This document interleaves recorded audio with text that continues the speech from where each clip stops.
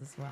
Can I say something? Yeah, please. It is so hard being a fan of hers also and up here like not crying when you hear that kind of music. So forgive me if you just see this like gigantic ball of tears come down my face. So sweet. You know, it always surprises me, and thank you.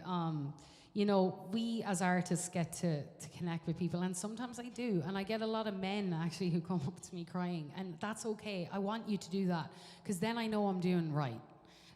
Please never hide your emotions, and especially, I always address men when it comes to that, because the culture I come from, we're just not allowed to kind of, you know, have that space to feel emotional. And you know, I think it's really important that you feel to heal, right? Isn't that the saying? You know, yeah. So please, just, you know, and that doesn't mean be all up in your emotions every day, 24 hours a day, because nobody wants that either. But I think you should grant yourself the peace, the mercy that you deserve to do so.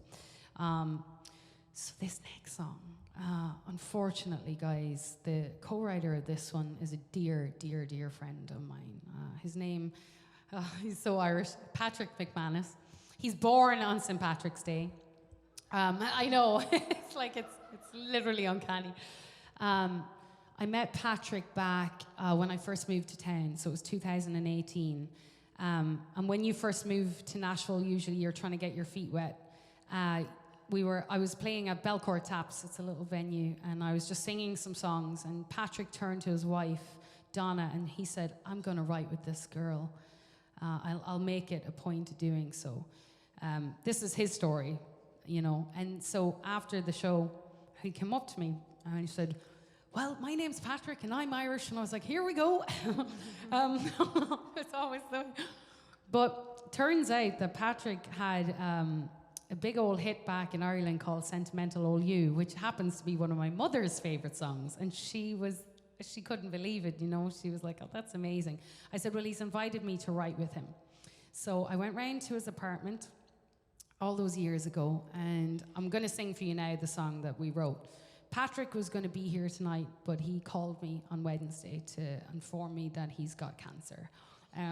So it kind of like, I don't really get upset much about things, but that kind of hit me, because I was like, man, like this man is a gentleman. And you know, and he surprised me when I debuted at the Opry, and he came back, and you know, and he wants me to record "Sentimental Old You." But I only say that to say, not to bring a downer on it, but if you can keep him in your prayers, that would be awesome. He is a dear friend, and we've written this one, and I'm going to sing it for you now. It's called "Angel of the Emerald Isle." So, yeah.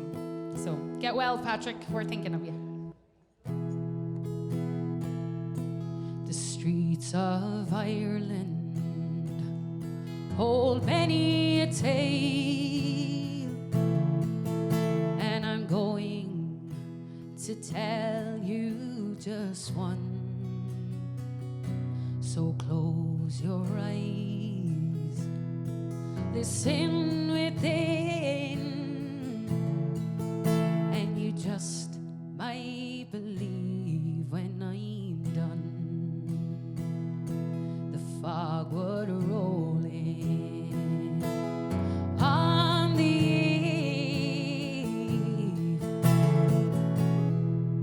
of December 24,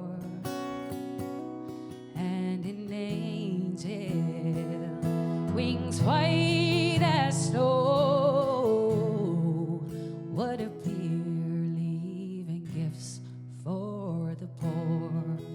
And they called her, oh, they called her Angel of the Emerald Isle.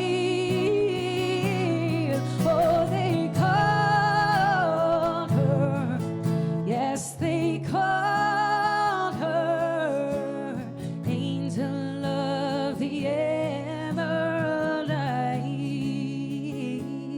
On each doorstep lay heavenly things,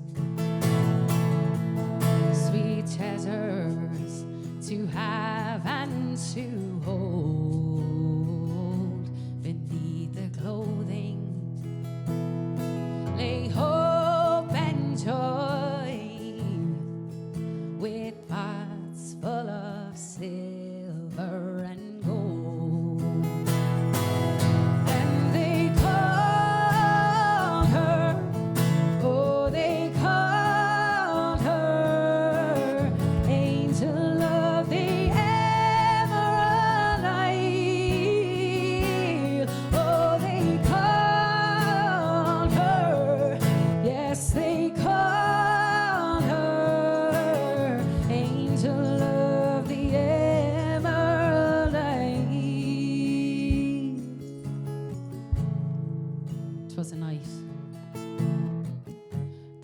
followed in so doubly dark. I felt her wing brush softly across my Irish heart. And they called her, oh, they called her Angel of the Emerald Isle.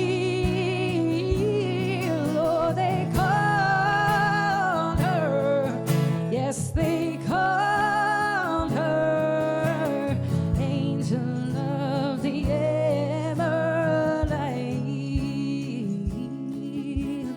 Angel of the Emerald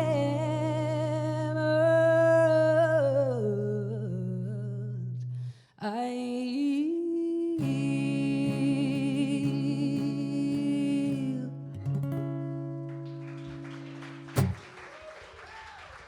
Yeah, thank you, Patrick, for writing such a